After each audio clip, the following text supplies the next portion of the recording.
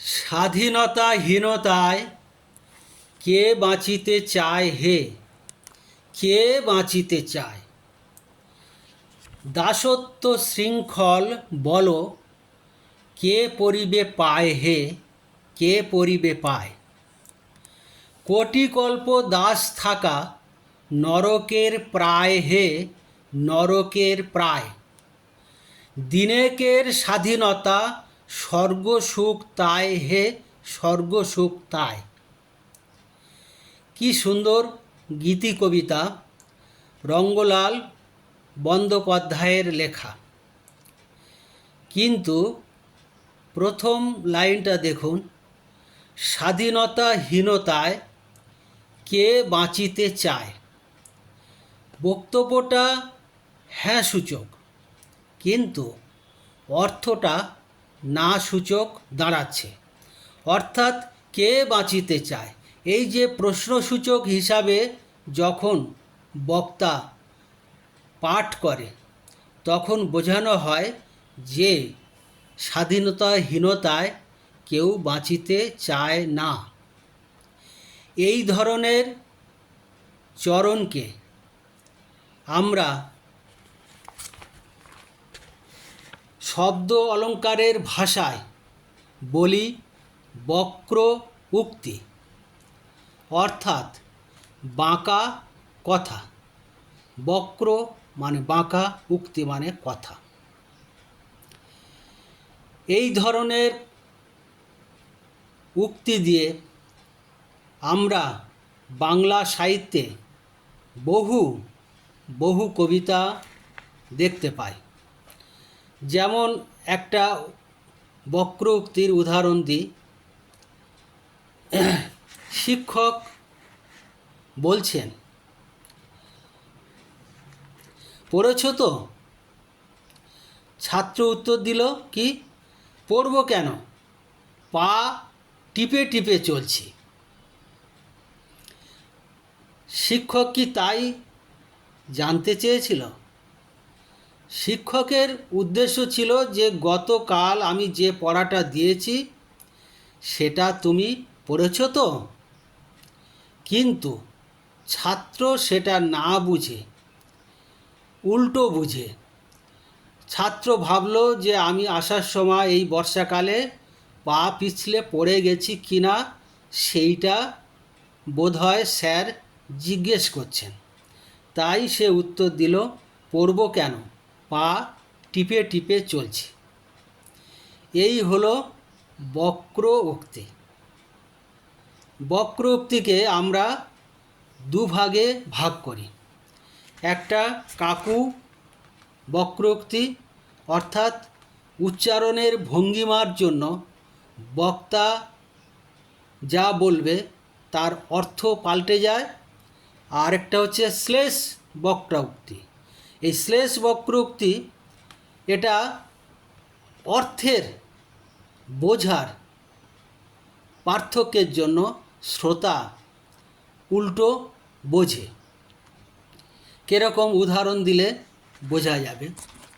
তাহলে প্রথমে উদাহরণ দিচ্ছি কাকু বক্রোক্তি, অর্থাৎ উচ্চারণের জন্য অর্থ পাল্টে যায়।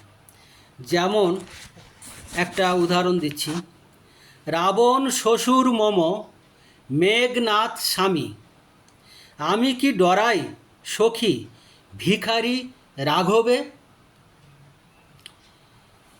এই যে বক্তব্যটা, এটা মেঘনাদ বধ কাব্যগ্রন্থে মাইকেল মধুসূদন দত্তের লেখা।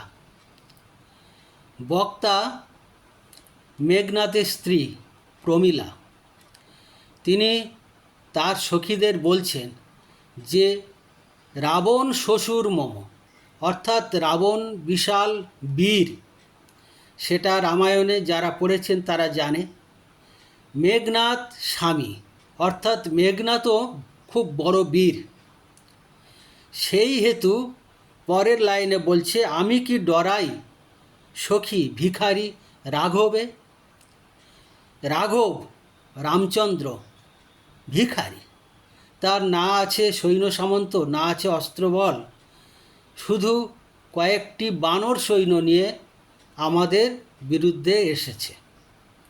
সুতরাং প্রমীলা তার বক্তব্য ছিল যে আমি ডরাই না, কিন্তু উচ্চারণের ভঙ্গিমার জন্য আমি কি ডরাই সখী ভিখারি রাঘবে, তাতে কি হচ্ছে, উপলব্ধিটা না সূচক দাঁড়াচ্ছে।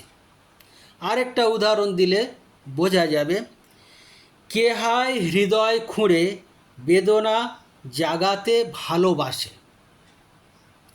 এই বক্তব্যটা দেখুন, কেউ বক্তব্যটা কিন্তু হ্যাঁ সূচক, কিন্তু বোঝাচ্ছে যে কেউ হৃদয় খুঁড়ে বেদনা জাগাতে ভালোবাসে না। এই হলো না সূচক দাঁড়াচ্ছে।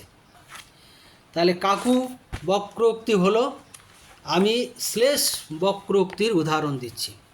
শ্লেষ বক্রোক্তি, বক্তা যে বক্তব্যটা রাখবে, শ্রোতা বক্তার অভিপ্রেত অর্থটা না বুঝে বক্তার অনভিপ্রেত অর্থটা বুঝে তার উত্তর দেয়। কীরকম? দ্বিজরাজ হয়ে কেন বারণী সেবন। তাহলে এই কথা বক্তা বলল, শ্রোতা কি উত্তর দিল? রবির ভয়েতে শশী করে পলায়ন। বক্তা বলল দ্বিজরাজ হয়ে কেন বারণী সেবন। দ্বিজরাজ মানে ব্রাহ্মণ, আর বারণী শব্দের অর্থ মদ। সুতরাং বক্তা বলতে চেয়েছে যে ব্রাহ্মণ হয়ে কেন মদ খাও। আর শ্রোতা কি বুঝল না, দ্বিজরাজ বলতে চাঁদ, আর বারণী শব্দের অর্থ পশ্চিম দিক।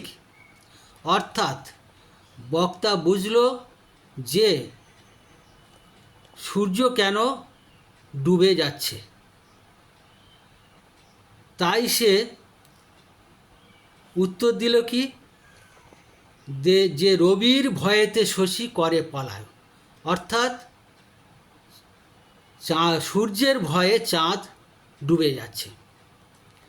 এই যে বক্তার বক্তব্য, অভিপ্রেত বক্তব্যটা শ্রোতা অনভিপ্রেত একটা ভুল বক্তব্য বুঝে তার উত্তর দেওয়া কে আমরা শ্লেষ বক্রোক্তি বলছি।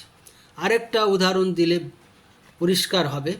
বক্তা বলছে যে আপনার কপালে রাজদণ্ড আছে। শ্রোতা উত্তর দিল কি, যে নিশ্চয় আইন অমান্য করে 6 মাস খেটেছি, এখন সশস্ত্র বিপ্লব করে না হয় বছর কত খাটব। তার মানে কি দাঁড়ালো? বক্তা কিন্তু বলতে চেয়েছিল যে আপনার কপালে রাজদণ্ড আছে, অর্থাৎ আপনার ভাগ্যে কপালে রাজদণ্ড আছে, মানে রাজা হওয়ার ভাগ্য আছে। কিন্তু শ্রোতা বুঝল রাজদণ্ড বলতে রাজার শাস্তি আছে। তাই সেইটা বুঝে, রাজার শাস্তি আছে এই কথা বুঝে সে উত্তর দিয়েছে যে নিশ্চয় আইন অমান্য করে 6 মাস খেটেছে। সম্পূর্ণ বক্তা এবং শ্রোতার দুটো অর্থ ভিন্ন হয়ে যায়। আরেকটা উদাহরণ দিচ্ছি। বক্তা বলছে বিপ্র হয়ে সুরাসক্ত কেন মহাশয়। শ্রোতা উত্তর দিল কি, সুরে না সেবিলে বলো কেবা মুক্তি পায়। বক্তা বিপ্র মানে ব্রাহ্মণ, আর সুরাসক্ত মানে মদে আসক্ত। অর্থাৎ ব্রাহ্মণ হয়ে কেন মদ খাও। শ্রোতা কি বুঝলো, যে ব্রাহ্মণটা ব্রাহ্মণেই বুঝেছে, কিন্তু সুরাসক্ত অর্থাৎ সুর অর্থাৎ দেবতায় দেবতায় আসক্ত কেন, ব্রাহ্মণ হয়ে কেন দেবতার সেবা করো, এইটা বুঝেছে। বুঝে শ্রোতা উত্তর দিল, সুরে না সেবিলে বলো কেবা মুক্তি পায়। অর্থাৎ দেবতার যদি না আমরা সেবা করি তাহলে আমরা কি মুক্তি পাব? এই ধরনের বক্তব্যকে আমরা বক্র উক্তি বলি। যারা কবিতায় শব্দ অলঙ্কারে এই ধরনের বক্র উক্তি ব্যবহার করলে কবিতার মান ভীষণ বেড়ে যায়। আমি ইতিপূর্বে অনুপ্রাস, যমজ, শ্লেষ এবং আজকের বক্রোক্তি আলোচনা করলাম। পরের দিন পুনরুক্ত বদভ্যাস এইটা আলোচনা করব। সঙ্গে থাকুন, ভালো থাকুন। নমস্কার।